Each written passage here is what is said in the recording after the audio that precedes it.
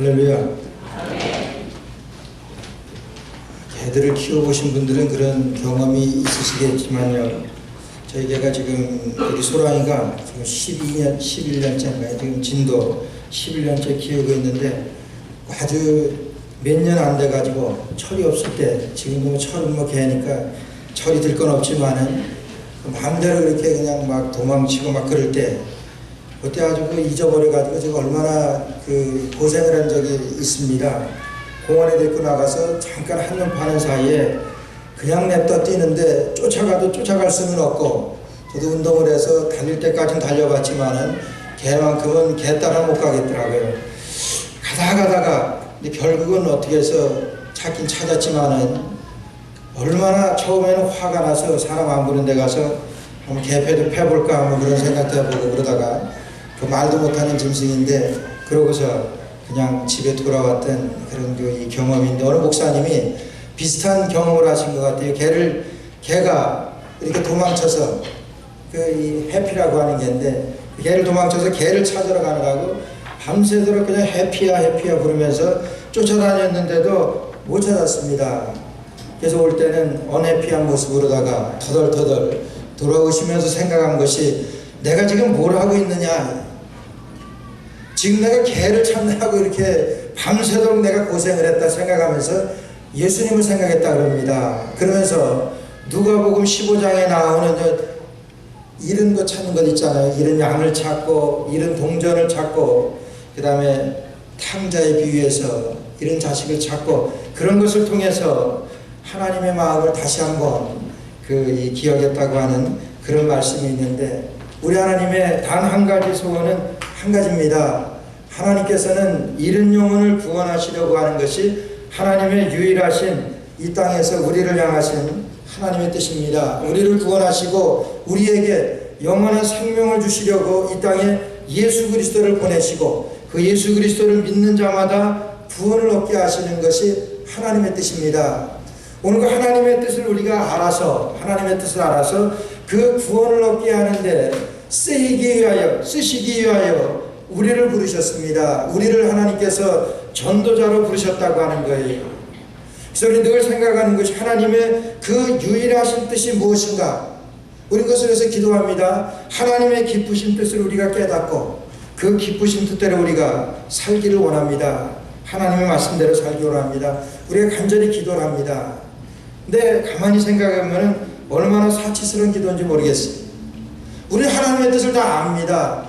하나님께서 이렇게 하라고 말씀하신 것을 우리가 알면서도 계속해서 하지는 않고 기도만 그렇게 하는 거예요. 허공을 치는 겁니다. 얼마나 하나님 보시기에 안타까우실까. 하나님께서 우리에게 이런 뜻을, 확실한 뜻을 보이시고 우리에게 이런 전도자의 사명을 주셨는데 그것은 하지 아니하고 하나님의 기쁘신 뜻대로 살게 해달라고 기도만 하다 그냥 맞춰버리는, 기도만 하다가 말아버리는 그러한 우리들의 모습이 아닌가 그렇게 생각을 합니다. 하나님께서 나를 향하시고 하나님께서 여러분들을 향하신 그 뜻이 무엇인지를 우리가 분별하고 발견하는 것, 그것이 인생의 최대의 목표입니다. 목표임에도 불구하고 하나님께서는 우리에게 답을 다 주셨습니다. 전도자로 살아가는 거예요.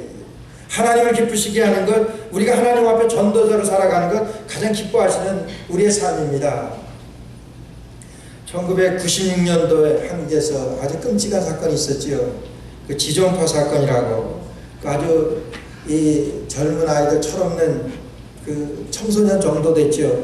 그런 아이들 몇 명인가요? 그 젊은 애들이 세상을 비관하고 세상을 어떻게 하면 어떻게 해서든지 세상을 다 자기들의 손에 닥치는 대로 다 죽여버려야 되겠다, 그렇게 악한 생각을 품고 그렇게 끔찍한 사건이 있었습니다. 1996년도에 결국은 붙들렸지만 얼마나 악해지기로 그들이 결심을 했냐 하면은 사람을 살해하고 그 인육을 먹어가면서까지 그렇게 악하게 그렇게 난리를 피우다가 결국은 붙들렸는데, 여러분 그 붙들려서 감옥에 있는 동안에 그들을 전도한 사람이 있습니다.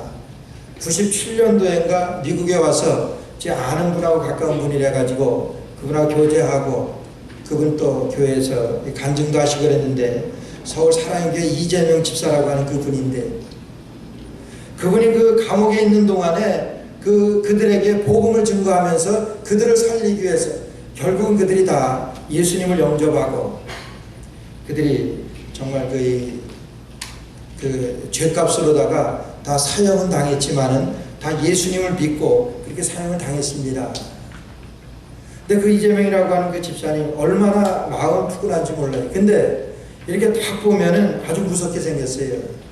그렇게 전도를 잘해서 그 해에 그 사랑의 교회 수만 명 되는 교회 전도왕이었다 그럽니다. 그래서 사람들이 교인들이 좀 전도가 하다가 안 되는 사람은 그 이재명 집사님한테 부탁을 했대요. 그분 좀 전도 좀 해달라고. 그분이 전도라면요 거의 한 80% 이상은 전도의 열매가 있다고 합니다. 예수님을 영접한대요. 제가 첫 보기에도 그 사람이 안 믿으면 죽어 이럴 만큼 아주 등치도 이렇고 그 집사님이 그래요. 근데 얼마나 또 마음은 따뜻한지 몰라요. 그래서 그분이 그렇게 전도를 아주 열심히 하시는 분인데 그 담임 목사님이 담임 목사님 돌아가시기 전에 하루는 교회에 이렇게 들어오시는데 그 목사님 들어오시는데 그 집사님하고 방 문에서 딱 만났대요. 그 문 앞에서 만나서 그 집사님이 인사하는 것이 뭐냐면 목사님 제가 어느 분이 전도를 부탁해가지고 제가 그분에게 전도하고 오는 중입니다. 그러시다는 거예요. 그 목사님이 가슴이 뭉클해지셔가지고 왜 그러냐면 그 이재명 집사라고 하는 사람이 폐암 말기에 있었던 사람입니다. 그렇게 많이 전도를 하던 사람이 폐암의 말기에 걸려서 정말 병원에서 얼마 더 살까 그거를 걱정해야 될 사람이 이제 나가서 전도하고 오면서 기뻐가지고 목사님에게 목사님 제가 누구를 전도했습니다 이렇게 고백을 하는데 그 목사님이 뭉클해지더래요. 그러시면서 하시는 것이 그 집사님은 정말 하나님을 기쁘시게 하는 것이 무엇인지를 아시는 분입니다. 그러는 거예요. 하나님이 내 삶의 우선순위가 무엇인지를 알고 하나님이 기뻐하시는 것이 무엇인지를 알았던 집사님입니다. 그렇게 고백을 하시더라고요. 하나님 뭘 기뻐하시겠습니까? 하나님이 말씀하신 것을 그 말씀대로 살아가는 것 여러분 그거보다 더 기뻐하실 게 어디 있겠어요? 오늘 말씀도 보니까 이제 예수님께서 십자가에 달려 돌아가시고 부활하셔서 제자들과 함께 사시다가 40일간 같이 계시다가 이제 승천하시면서 마지막으로 그들에게 남기신 말씀이에요. 그들에게 남기신 그 말씀이 우리에게 주신 사명입니다. 전도에 대한 그 말씀이에요. 전도의 사명입니다. 전도하기 위해서 우리들에게 세 가지를 주셨습니다. 그 세 가지 중에서 첫째가 뭐냐 하면은 복음입니다. 46절과 47절 말씀 보니까 또 이르시되 내가 너희와 함께 있을 때에 너희에게 말한 바 46절 또 이르시되 이같이 그리스도가 고난을 받고 제3일에 죽은 자 가운데서 살아날 것과 또 그의 이름으로 죄사함을 얻게 하는 회개가 예루살렘으로부터 시작하여 예수님께서 이 땅에 오셔서 나를 위하여 십자가 달려 돌아가시고 너희들을 위하여 십자가 달려 돌아가셨다는 거예요. 그래서 그 예수님을 믿으면 구원함을 받고 그 예수님을 믿고 그 죄사함을 받는 회개가 예루살렘으로부터 시작될 것이다 이렇게 말씀하세요. 이게 뭡니까? 복음 아닙니까? 복음이 뭐예요? 가스펠입니다. 기쁜 소식이에요. 얼마나 이 복음으로 저는 그리스도의 복음으로 예수님의 말씀으로 이 약속된 말씀으로 저는 구원받은 것을 확신합니다. 여러분들에게도 내가 구원받았습니다 하는 분들은 모두가 이 복음의 말씀으로 이 복음의 약속하신 대로 그 약속을 믿는 거예요. 예수님께서 승천하시면서 다시 한번 제자들에게 이 복음을 허락하십니다. 예수님께서 십자가에 달려 돌아가시고 이제 사흘 3일 만에 죽은 자 가운데서 살아날 것과 또 그의 이름으로 죄사함을 얻게 하는 회개가 예루살렘으로부터 시작되어지는데 이로부터 이분을 믿는 자는 이를 믿는 자는 영생을 얻었고 예수님께서 복음을 그들에게 주십니다. 뭐라고 주셨습니까? 전도하라고 주신 거예요. 여러분 전도하라고 우리에게 주신 이 복음입니다. 그런데 우리가 이 전도하라고 주신 이 복음 예수님께서 마지막으로 승천하시면서 우리에게 남겨두신 그 유언의 말씀이에요. 그것이 뭐냐면 그러므로 너희는 가서 온 족속으로 제자를 삼아 오늘 같은 말씀입니다. 아버지 아들과 성령의 이름으로 세례를 주고 내가 너희에게 분부한 모든 것을 가르쳐 지키게 하라. 복음입니다. 복음을 가르쳐 지키게 하라고 하는 것이 우리에게 주신 사명인 거예요.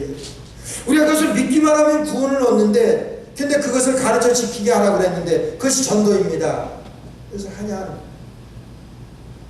우리 주님 가장 기뻐하시는, 우리 주님께서 승천하시면서 우리에게 유언으로 남기신 말씀이니까 우리가 그 유언대로 살아간다고 하는 것은 우리 그분이 가장 기뻐하실 그런 말씀인데 여러분 그렇게 하냐 하는 거예요. 우리에게 주실 것은 다 주셨습니다. 우리에게 전도할 만한, 전도하기 위하여 우리에게 필요한 모든 것들을 우리 주님께서 다 주셨어요. 그 첫 번째가 이 복음입니다. 복음을 주시고 복음으로 다시 한번 우리에게 컨펌해 주신 거예요. 이 복음을 믿기만 하면 구원함을 받는데 이것을 너희가 나가서 전하라고 이 복음을 우리에게 주셨습니다. 그런데 그 복음을 전합니까? 고린도전서 9장 16절 말씀 보니까 내가 복음을 전할지라도 자랑할 것이 없으면 내가 부득불 할 일임이라. 부득불이라고 하는 것이 뭡니까? 내가 하기 싫어도 내가 해야 되는 것이라고 하는 거예요. 왜냐하면 내가 전도하는 것이 바울 사도가 이것은 나의 옵션이 아니라, 내 삶에서 옵션이 아니라 이것은 내 삶에 있어서 우선이고 이것은 본질이기 때문에 복음 전하는 것을 내가 부득불합니다. 내가 때로는 내가 기분이 나빴어. 내가 좀 기분이 안 좋아서 복음 전하고 싶지 않을 때도 있습니다. 그게 부득불입니다. 내가 부득불 복음을 전하는 것은 이것은 내가 마땅히 해야 될 것이기 때문에 나는 복음을 전합니다. 이렇게 고백을 하면서 바울 사도는 복음을 전하는 것입니다. 십자가에 달려 돌아가신 예수 그리스도를 전파하는 것입니다. 우리가 전도할 때 왜 열매가 없습니까? 아니 왜 우리가 전도를 안 하냐 하는 거예요. 제가 말씀드렸지만은 이 세상에 태어나서 죽을 때까지 예수님을 믿는 사람들 가운데서도 85% 이상이 예수님을 한 번도 전도하지 않고 죽는데요. 그러니까 조금이라도 전도하게 되면은 그 85% 안에는 들지 않습니다. 15% 전도하는 사람에게 속하는 거예요. 그만큼 전도를 안 하는 겁니다. 그러나 그럼에도 불구하고 우리 주님께서 우리에게 맡겨주신 주님의 유언과도 같은 마지막 우리에게 부탁하신 말씀은 우리에게 전도하라고 하신 말씀이에요. 그러시면서 복음을 주셨습니다. 왜 전도를 안 합니까? 첫째는 나에게 복음에 대한 확신이 없는 거예요. 내가 이것을 믿으면 내가 정말 구원을 받을까? 내가 이 복음을 믿고 정말 죽으면 내가 천국에 갈 수 있을까? 이것에 대한 의심이 있습니다. 여러분 내가 의심을 갖고 전하는데 그것을 누가 받겠습니까? 여러분 이 복음만 받기만 하면, 이 복음을 예수님을 믿기만 하면 구원을 얻는데 이것이 얼마나 큰 기쁨의 좋은 소식입니까? 얼마나 큰 기쁨의 좋은 소식이에요. 근데 이것을 우리가 전할 때 사람들의 반응이 어떻습니까? 대부분은 아니올시다지. 그렇게 좋으면 너나 믿어. 우리가 예수님을 증거할 때 용서받은 죄사함에 대한 용서함 받은 그 은혜에 대해서 우리가 소개할 때 여러분 용서받은 것이 용서받은 사람이나 용서받지 못한 사람이나 뭔가 좀 차별이 있으면은 좀 복음을 전하는데 좀 수월할 텐데 뭐 그런 것이 있습니까? 복음을 듣고 예수님을 믿는 사람이나 복음을 듣고 예수님을 믿지 않는 사람이나 뭐 생활하는데 별반 차이가 없는데 제대로 그 복음을 받겠느냐 하는 거예요. 그러나 그럼에도 불구하고 이 복음이라고 하는 것은 믿는 사람에게 주시는 하나님의 능력이라고 그랬어요. 십자가의 도가 멸망하는 자들에게 미련한 것이지만 구원은 우리들에게는 하나님의 능력이라 그랬습니다. 여러분 이 십자가의 복음이 얼마나 좋은 소식인지 아세요? 얼마나 기쁜 소식인지 아세요? 누가복음 2장 10절 말씀에 보니까 보라 내가 온 백성에게 미칠 큰 기쁨의 좋은 소식을 너에게 전하노라. 예수님의 탄생에 대해서 예언했습니다. 예수님이 탄생하셨는데 이것은 온 백성에게 미칠 큰 기쁨의 좋은 소식이라고 하는 거예요. 아기가 태어났는데, 아기 예수가 태어났는데 그것이 무슨 큰 기쁨의 좋은 소식입니까? 여러분 적어도 우리 주님께서 말씀하실 때, 예언하실 때 이것은 하나님 입장에서 얼마나 큰 기쁜 좋은 소식인지 모릅니다. 왜요? 하나님은 우리의 전부를 보시기 때문에. 하나님은 나를 보실 때 나의 지금과 나의 과거와 나의 미래를 한꺼번에 보시는데 예수님이 탄생하셨습니다. 이 예수님을 통해서 지금 예수님을 믿기만 하면 구원받을 사람들인데 예수님을 믿으면 구원받을 사람, 그래서 예수님이 이 땅에 탄생하신 것인데 여러분 얼마나 기쁜 소식입니까? 그 예수님이 탄생하셨습니다. 이 길 외에는, 이 방법 외에는 구원받을 길이 없는데 그 예수님이 탄생하셨습니다. 우리 하나님이 보실 때 얼마나 기쁜 소식. 여러분 세상에 이거보다 더 기쁜 소식이 있습니까? 우리가 하나님의 심판대 앞에 우리가 서게 될 때 예수 그리스도를 믿음으로 우리가 의인의 모습으로 우리가 주님 앞에 서느냐, 아니면은 예수님 믿지 않고 죄인의 형벌을 우리가 받아야 되느냐, 이 기로에 서게 될 때 이거보다 더 큰 기쁨의 좋은 소식이 어디 있냐? 예수님께서 승천하시면서 제자들에게 이 복음을 남겨두셨습니다. 이 복음을 주신 거예요. 그래서 너희가 내가 3일에 죽은 자 가운데 3일 만에 부활해서 살아날 것과 또 그의 이름으로 죄사함을 얻게 되는 것, 여러분 그게 복음이잖아요. 복음의 전부 아닙니까? 그 십자가에 달려 돌아가신 예수님, 나를 위하여 부활하신 그 예수님을 믿기만 하면 나는 구원 받았습니다. 믿기만 하면은 죄와 사망에서 영생과 생명으로 옮기게 되어지는데 여러분 이거보다 더 큰 기쁜 좋은 소식이 어디 있어요? 그러니까 예수님께서 승천하시면서 제자들에게 마지막으로 부탁하신 것이 이 전도에 대한 사명이에요. 너희가 어떻게 전도하느냐? 전도하는 툴을 오늘 복음으로 주셨다고 하는 거예요. 내가 이 복음으로 내가 구원받은 이 전도의 툴을 예수님께서 다시 한번 제자들에게 컨펌시켜 주십니다. 온 백성에게 미칠 기쁨의 좋은 소식입니다. 그것이 복음이에요. 그 복음을 내가 받았습니다. 이것을 전하라고 하시는 거예요. 전도를 위해서 첫 번째로 주신 툴입니다. 복음입니다. 두 번째로는 이제 48절 말씀 보니까 이렇게 말씀하십니다. 너희는 이 모든 일의 증인이라 말씀하십니다. 너희는 이 모든 일의 증인이라고 말씀하십니다. 이 모든 일이라고 하는 것은 예수님께 십자가에 달려 돌아가셨다가 3일 만에 부활하셨다가 이제 40일간 같이 계시다가 이제 승천하셨어요. 제자들은 예수님 십자가에 달려 돌아가신 것을 보았습니다. 십자가에 달려 돌아가셨다가 부활하신 것도 보았습니다. 그 다음에 승천하시는 것도 그들이 보았습니다. 완벽한 증인입니다. 증인은 뭡니까? 본 사람입니다. 내가 확실히 그 자리에서 그것을 봤습니다. 이것이 증인이에요.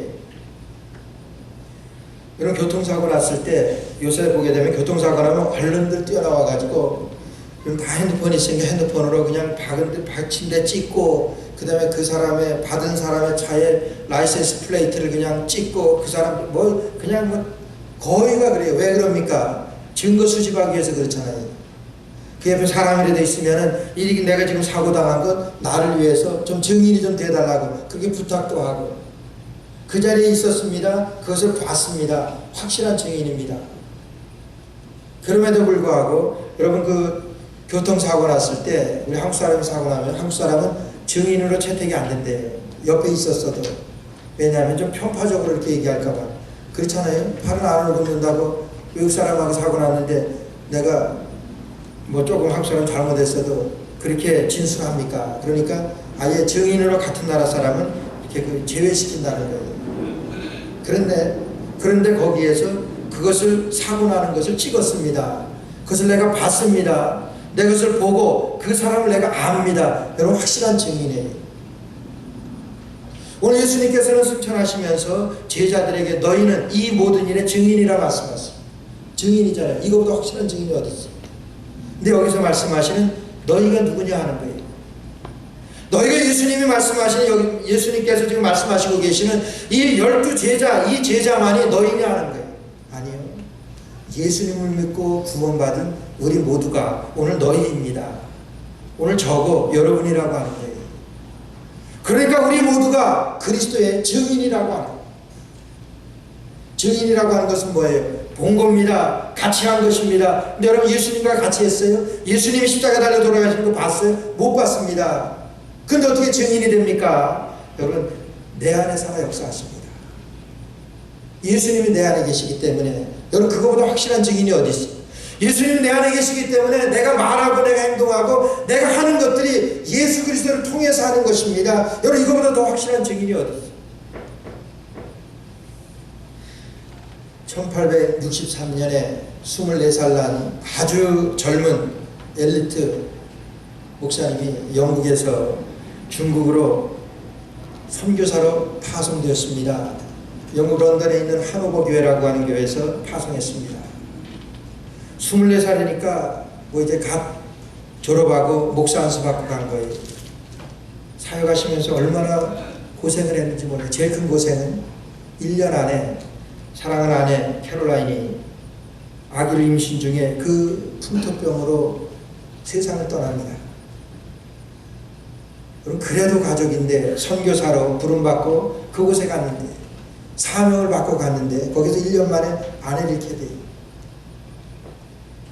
3년 후에 1866년에 혈혈 단신의 몸으로 27살에 자기는 조선 땅에서 나를 부릅니다. 그래가지고 한국으로 선교사로 오게 됩니다.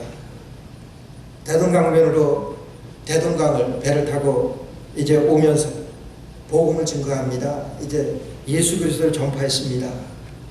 그때에 그 평양 감사가 사교를 전한다고 그래가지고 저 선교사 죽여라 그래가지고 그 선교사가 그 자리에서 대동강 모래사장에서 무릎을 꿇은 채로다가 참수를 당합니다. 최초로 한국 순교자예요. 영국 하노버 교회에서 24살에 파송을 받은 젊은 토마스 선교사입니다. 참수를 당하면서 그가 무릎을 꿇고 그 자리에서 참수를 당하기 바로 전에 자기가 가지고 있는 것 중에서 자기를 죽이려고 하는 그 박충권이라고 하는 그 사람에게 이건 내가 당신에게 주는 선물이라 그러면서 그걸 던집니다. 얼떨결에 그 사람은 참수하기 전에 그것을 받아듭니다.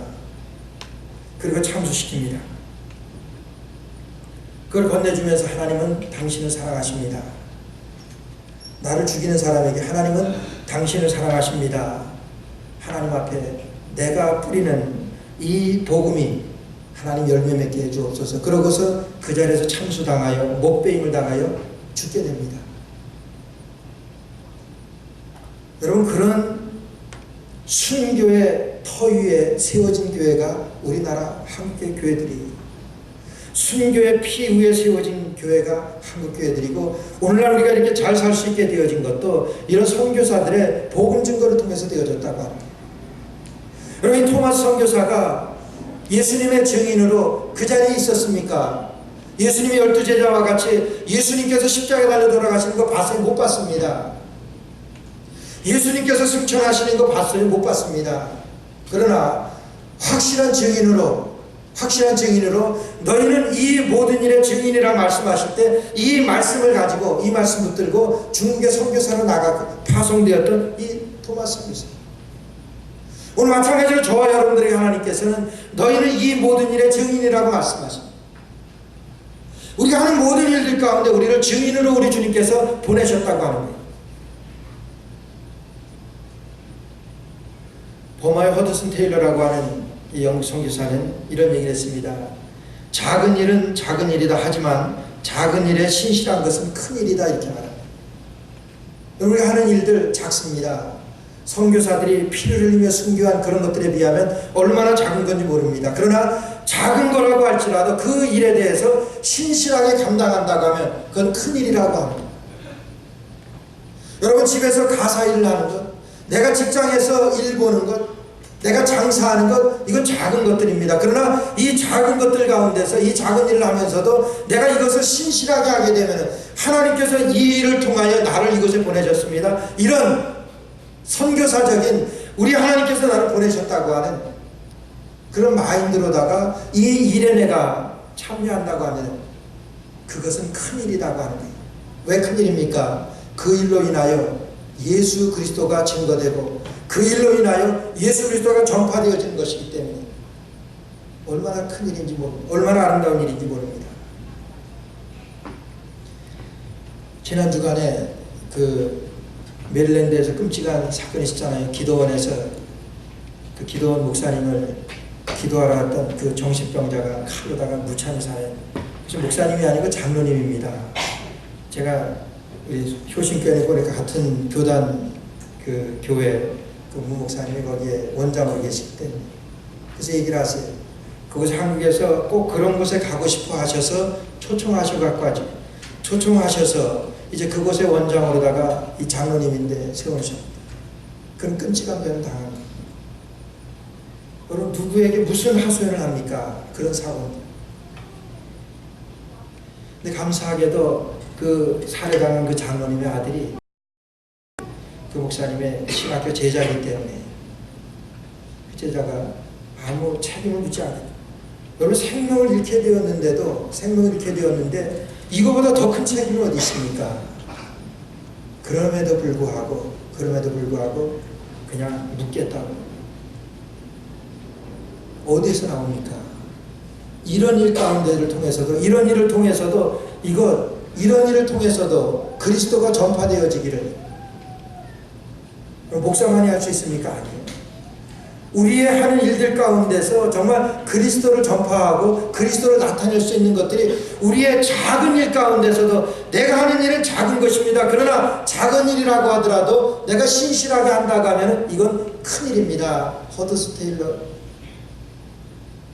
내가 하는 일 가운데서 그리스도를 전파하고 그리스도가 소개된다고 하면 이것은 큰 일입니다.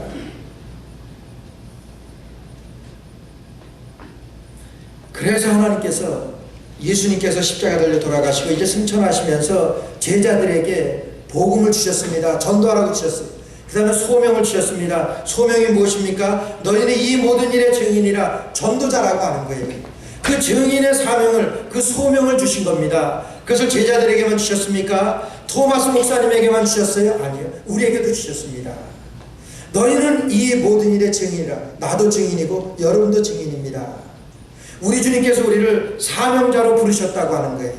여러분 예수 믿을 때 우리가 신자라고 하는 것은 언제부터가 신자인지 아십니까? 하나님께서 나에게 주신 그 소명을 내가 깨닫는 순간, 그때서부터 내가 예수님을 믿는 사람이에요. 왜 주님께서 나를 이 땅에 보내셨고 이 땅에 살게 하시는가? 이것을 깨닫는 순간부터가 내가 그리스도의 사람이라고 하는 거예요. 오늘 깨달았습니다. 전도자로서의 사명을 받았습니다. 그래서 우리 주님께서는 전도하게 하시기 위하여 복음을 주셨습니다. 전도의 소명을 주셨습니다. 이 모든 일에 너희가 증인이라고 전도의 소명을 주셨습니다. 마지막으로는 하나님께서 성령의 능력을 주십니다. 오늘 49절 말씀 보니까 볼지어다 내가 내 아버지의 약속하신 것을 너희에게 보내리니 너희는 위로부터 능력을 입히울 때까지 이 성에 유하라 하시니라. 여러분 성령을 주십니다. 이제 내가 너희에게 약속하신 것을 너희들이 기다리라고 말씀하십니다. 예루살렘 그 교회가 뒤집어지게 되고 이제 안디옥이 뒤집어지게 되고 빌립을 통해서 이제 사마리아가 뒤집어지게 될 때 여러분 누가 그렇게 합니까? 성령께서 하시는 것이죠. 성령이 예루살렘 교회에 임하게 되니까 이제 베드로가 이제 벌벌 떨었습니다. 예수님을 증거하면 이제 그들이 핍박을 하게 되니까 이제 예수님을 증거를 못하는 거예요. 그런데 성령이 임하게 되니까 이제 밖으로 뛰어나갑니다. 베드로가 나갑니다. 그럴 때 다시 그 핍박하는 자들이 너 예수 믿으면 죽여 가만 안 둬 그렇게 핍박을 하게 될 때 자신 있게 얘기합니다. 내가 하나님 앞에서 당신들 말 듣는 것하고 하나님의 말씀 듣는 것하고 어느 것이 중요한가 한번 생각해봐라.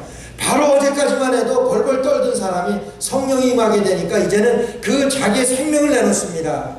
내가 너희들 말 들어? 난 하나님 말 들어. 내가 너희 말 듣는 것하고 하나님 말씀 듣는 것하고 어느 것이 더 중요한가 너희들 한번 생각해봐라 이렇게 말씀하십니다. 오늘 그래서 그들이 가는 곳마다 성령께서 함께 하시니까 여러분 빌립 집사를 통해서 사마리아가 굴복하잖아요. 핍박을 피해서 흩어진 성도들로 인해서 안디옥이 접수됩니다. 안디옥 교회를 하나님께서 이제 선교의 전초 기지로 삼게 됩니다. 성령이 임하시게 되니까 성령께서 감당하시더라고 하는 거예요. 온 유대가 믿는 성도들로 꽉 차게 됩니다. 그래서 사도행전 9장 31절 보니까 그리하여 온 유대와 갈릴리와 사마리아 교회가 평안하여 든든히 서가고 주를 경외함과 성령의 위로로 진행하여 수가 더 많아지니라. 성령께서 함께 하시더라고 하는 거예요. 여러분 교회는 성령이 임하십니다. 성령이 임하셨습니다. 교회는 성령이 함께 하십니다. 우리가 기도해야 될 것은 성령 충만함을 기도하는 거예요. 성령이 충만해서 우리 가운데 넘쳐나도록. 성령이 언제 임하십니까? 우리가 복음을 증거하는 데 임합니다. 볼지어다 세상 끝날까지 내가 너희와 항상 함께 있으리라 말씀하셨습니다. 성령께서 함께 하시리라고 약속하셨어요. 언제 그럽니까? 그러므로 너희는 가서 온 족속으로 제자를 삼아. 우리가 전도하고 우리가 선교하는 그때부터, 그 순간에 우리 성령께서 우리와 함께 하시고 성령으로 우리를 충만하게 해주신다고 하는 거예요. 여러분, 내가 합니까? 성령께서 하십니다. 제가 작년에 그 엘살바도르 선교지에 가는 중에 그 비행기에서 어떤 그 원주민 전도사 사람을 만났습니다. 그 사람하고 얘기하는 중에 그 사람이 자기가 예수님을 믿고 변화된 것을 이렇게 얘기하는 거예요. 2000년도인가요? 그 프러싱 웨더파크에서 그 빌리그리엄 크루세이드가 있었습니다. 전도대회가 있었어요. 그때 이 뉴욕 일대가 아주 굉장했죠. 얼마나 많은 인파들이 모였는지. 빌리그리엄 목사님 그때도 건강이 안 좋아가지고 그 목사님 복음을 전하는 그거는 딱 20분 이상 전하지 않아요. 20분 정도 딱 전한 다음에는 그냥 딱 폼은 저보다 좋겠지만 딱 그 턱을 딱 괴고 그러고서 조용히 이제 도전합니다. 지금 이 순간 여러분들 마음 가운데 예수님을 영접하고 싶은 그런 분들이 있으면 이제 조용히 앞으로 나오시기 바랍니다. 아무것도 안 해요. 20분간 전도하고 그때도 요한복음 3장 16절 가지고 다 아는 말씀이에요. 설교도 뻔한 내용이고. 근데 그 말씀을 전한 다음에 거기에서 예수를 구주로 영접하시는 분 앞으로 나오시기 바랍니다. 수십 명, 수백 명이 앞으로. 그 목사님이 하시는 거예요. 성령께서 하시는 거예요. 비행기 타고 가다가 만난 그 원주민이 자기가 그때 예수님을 영접했대. 그리고 전도자로 자기가 이제 헌신하고 자기 본국으로 전도자로 이제 복음 전하러 가는 것이라고 그렇게 얘기합니다. 그 많은 사람들 가운데 수만 명 모인 가운데 딱 20분 복음 전하고 누가 합니까? 그 목사님이 무슨 힘으로다가 그 20분 딱 설교해가지고 그 많은 사람들 그리스도 앞으로 돌아오게 하는 그런 능력이 어디서 나와요? 하나님이 성령께서 하신 거예요. 예수님께서 십자가 달려 돌아가시고 승천하시면서 전도하라고 말씀하시고 그 성령을 우리에게 선물로 주신 겁니다. 근데 우리가 그것을 사용하지 않아요. 성령의 능력으로 우리가 하지 않아요. 빌리그리엄 목사님이 젊어서 68년도에 그 하버드 대학에서 이제 강연을 했다 그럽니다. 그분은 그렇게 많이 공부한 분은 아니에요. 하버드 대학에서 공부하면서 그런 고백을 했습니다. 내가 이제까지는 내가 어떻게 해서든지 복음을 잘 증거하면은 많은 사람들이 주께로 돌아오고 그러는 것을 알고 내가 철저하게 열심히 많이 준비했습니다. 그런데 내가 깨달은 것은 내가 하는 것이 아니기 때문에 그냥 나는 주님 앞에 항복했습니다. 주님 앞에 항복했습니다. 나는 하는 것이 아무것도 없어요. 최고의 엘리트들이 있는 그 하버드 대학에서 그렇게 강연을 합니다. 나는 아무것도 안 합니다. 나는 모든 것을 포기했습니다. 그리스도께서 하십니다. 그리스도께서 말하시도록 나는 그냥 하나님이 나를 도구로 사용하시도록 그냥 전하는 것뿐입니다. 여러분 빌리그리엄 목사님에게 설교 내용들 보세요. 성령께서 함께 하시니까 한 번 그런 크루세이드 전도대회 할 때마다 수천 명씩 주께로 돌아오는 그런 역사가 나타납니다. 그래서 주님께서는 우리에게도 주셨다고 합니다. 복음을 주셨습니다. 우리에게 전도에 대한 소명을 주셨습니다. 우리에게 성령의 능력을 주셨습니다. 우리 주님께서 주신 것입니다. 우리 교회에 주신 것입니다. 오늘도 우리가 2시에 149가 목자골목 앞에서 우리가 전도할 겁니다. 저희 찬양대와 함께 우리가 다른 거 내가 하는 것 아니지. 가서 우리는 그냥 전하는 거고 우리는 그냥 전도지 나누지 그러는 거예요. 찬양대와 열매를 맺으시는 것은 우리 주님이 하십니다. 우리 주님께서 성령의 능력을 주십니다. 그래서 우리에게 전도하기 위하여 우리에게 복음을 주셨습니다. 우리에게 전도하게 하시라고 전도에 대한 소명을 주셨어요. 전도를 위해 저에게 성령을 선물로 주셨습니다. 우리 교회가 다시 한번 전도에 앞장서는 교회 될 수 있기를 주의 이름으로 축원합니다. 기도드리겠습니다. 사랑이 많으시고 은혜가 풍성하신 아버지 하나님, 우리에게